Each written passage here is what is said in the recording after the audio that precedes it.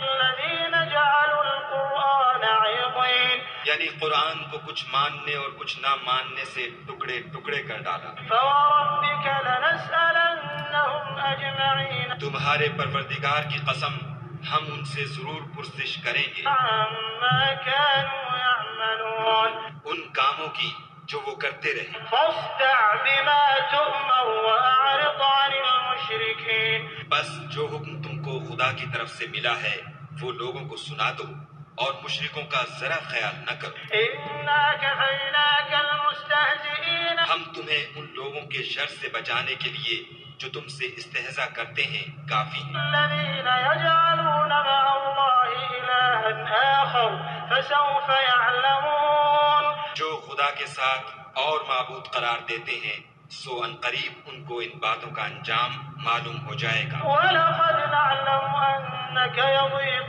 صدرك بما يقولون اور ہم جانتے ہیں کہ ان کی باتوں سے تمہارا دل تنگ ہوتا ہے. فسبح بحمد ربك وكن من الساجدين تو تم اپنے پروردگار کی تسبیح کہتے اور اس کی خوبیاں بیان کرتے رہو اور سجدہ کرنے والوں میں داخل رہو. واعبد ربك حتى يأتيك اليقين اور اپنے پروردگار کی عبادت کیے جاؤ یہاں تک کہ تمہاری موت کا وقت آ جائے.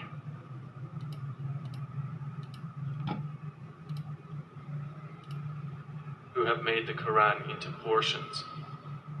So by your Lord we will surely question them all about what they used to do. Then declare what you are commanded and turn away from the polytheists. Indeed, we are sufficient for you against the mockers, who make equal with Allah another deity, but they are going to know. And we already know that your breast is constrained by what they say. So exalt Allah with praise of your Lord, and be of those who prostrate to Him. And worship your Lord until there comes to you the certainty of death.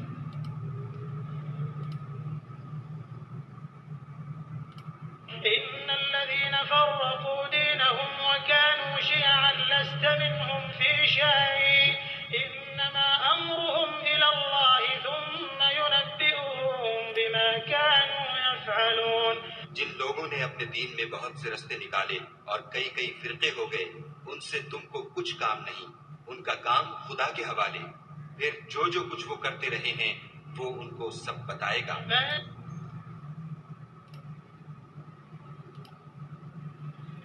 Indeed, those who have divided their religion and become sects, you, O Muhammad, are not associated with them in anything. Their affair is only left to Allah. Then He will inform them about what they used to do. اب یہ پاکستان ہے، الگ الگ پارٹیاں ہیں، الگ الگ یہ فرقے بنے ہوئے ہیں. یہ ایک قرآن، ایک اللہ، ایک بیت اللہ، ایک جنت، ایک جہنم ہے.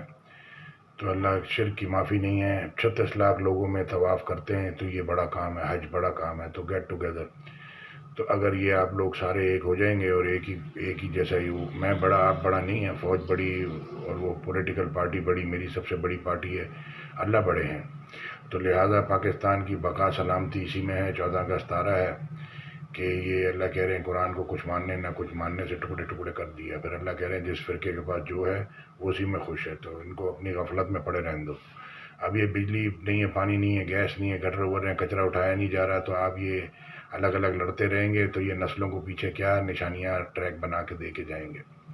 جانا ہے، مرنا ہے. اللہ پوچھے گا قیامت والے دن کیا تمہارے پاس میرا کوئی ڈرانے والا نہیں آیا تھا؟ اللہ لوگ جواب دیں گے جی آیا تھا، ہم سنتے سمجھتے ہوتے تو دوزخیوں میں نہ ہوتے.